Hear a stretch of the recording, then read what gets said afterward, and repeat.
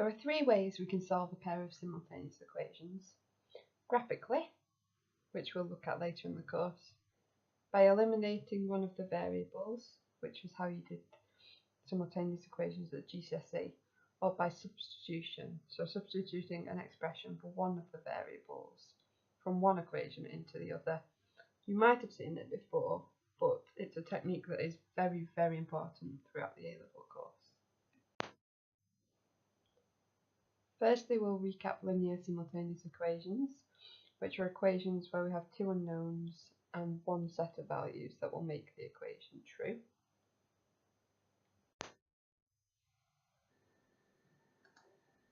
These equations can be solved using either elimination or substitution, and you use this method throughout your GCSE maths. So we can try a linear simultaneous equations problem now using elimination. Again, something that you will have done countless times at GCSE. We either need to make the same number of A's or the same number of B's.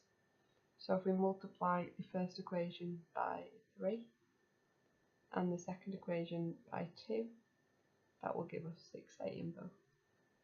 Multiplying by 3 gives us 6A minus 15B is equal to minus 102. Multiplying the second equation by 2 gives us 6A plus 8B is equal to minus 10. We now have the same number of A's, so we can eliminate A. If we take away the second equation from the first equation, our A's cancel. Minus 15B take away 8B gives us minus 23B.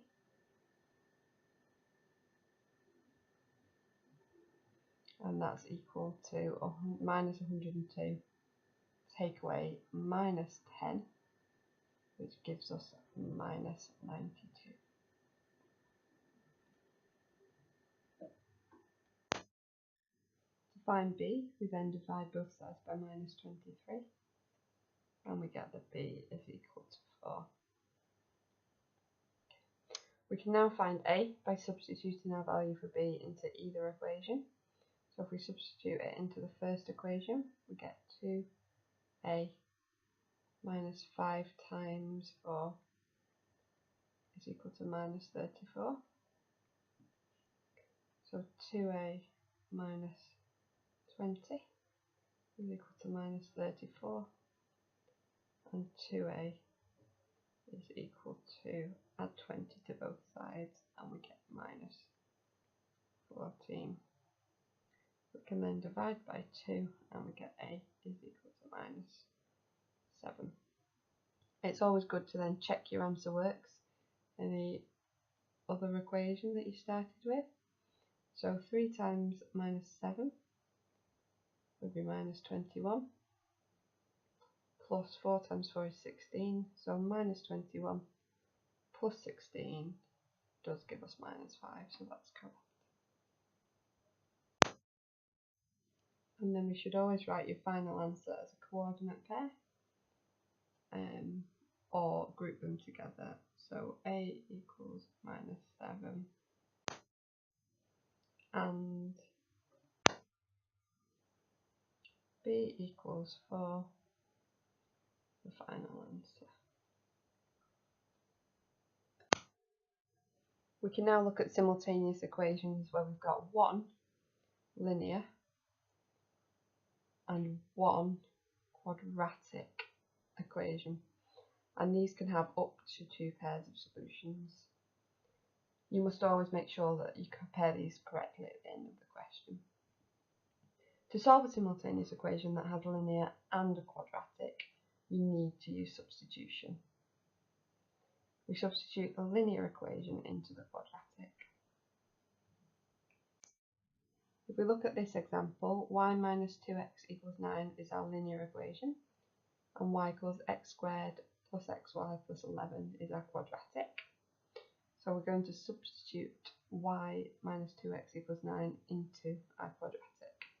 Before we do this, it's going to be much easier if we rearrange. So we'll rearrange that equation to get y by itself, and this gives us y is equal to 2x plus 9.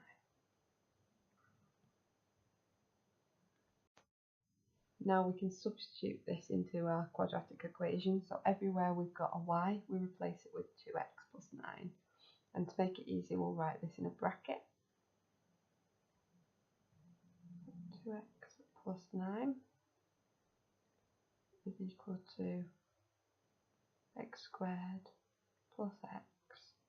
And again, we need to replace y by 2x plus 9.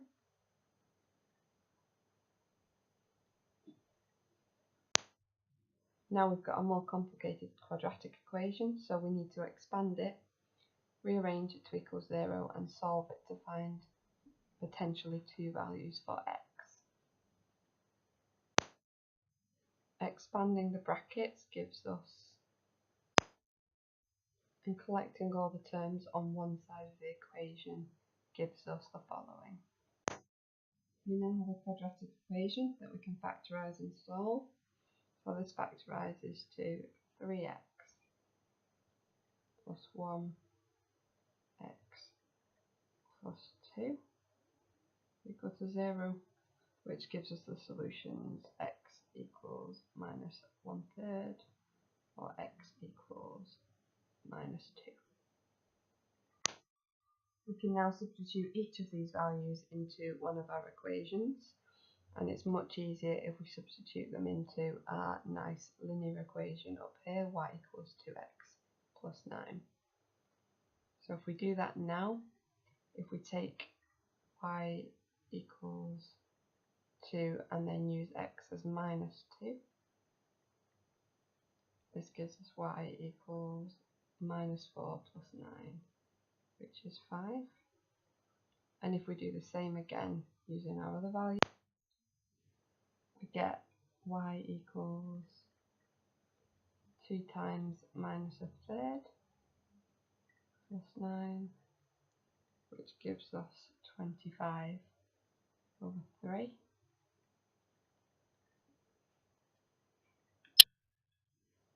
And then finally, it's important not to forget to pair our answers up correctly. So we have two solution pairs, minus 1/3, 25 over 3, and also minus 2, 5.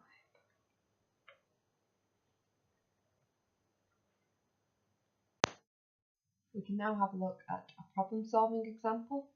So we're given a rectangle with sides of length x plus y and 2y. The rectangle has a perimeter of 64 and an area of 240. Calculate the possible values of x and y. Show your working. So we're given two pieces of information, the perimeter and the area, so we need to work both of these out. Firstly, we'll start with the perimeter. So the perimeter of a rectangle is the length of each side added together, and we know that that's equal to 64. So this gives us 64 is equal to x plus y plus x plus y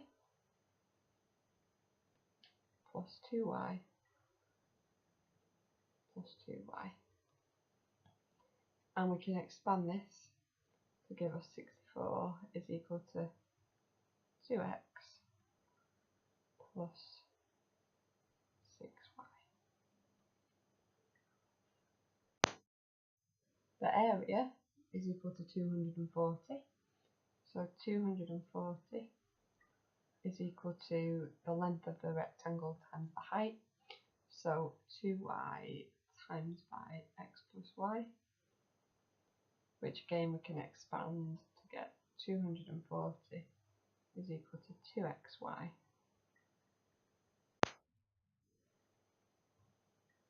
plus 2y squared.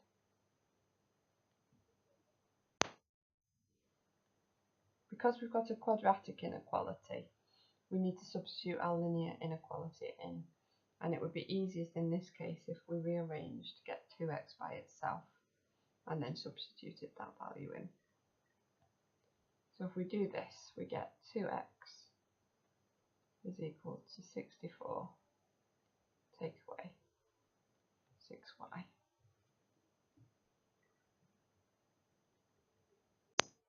We can now substitute this into our equation, our quadratic equation, giving us 240 is equal to, and then we're going to replace 2x by 64, take away 6y, and don't forget the brackets, multiplied by y, plus 2y squared. So all we've done is replace 2x by 64 minus 6y. Again, we can now expand this and rearrange it to get it equal to 0. This contains some big numbers, however we can divide 4 minus 64, 240 and 0 by 4, which gives us y squared minus 16y plus 60, which equals 0, and that's easier to factorise, giving us y minus 10 times y minus 6 equals 0. And solutions for y are y equals 10 and y equals 6.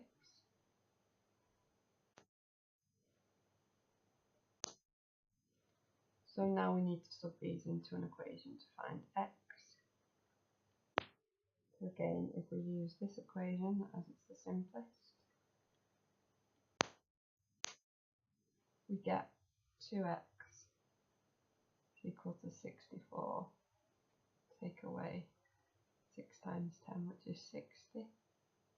So 2x is equal to 4 and x is equal to 2. Or using the other value of y, we get 2x is equal to 64 minus 6 times 6, which is 36. So that gives us 2x is equal to 28 and x is equal to 14. And again, it's important to remember to write your answers as pairs at the end. So we have x is 2 when y is 10 and x is 14 when y is 6.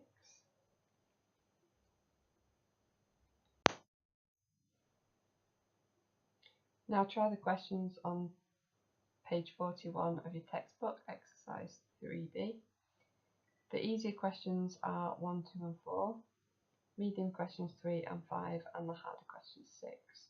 You must try every question, and if you need help, come and see one of the maths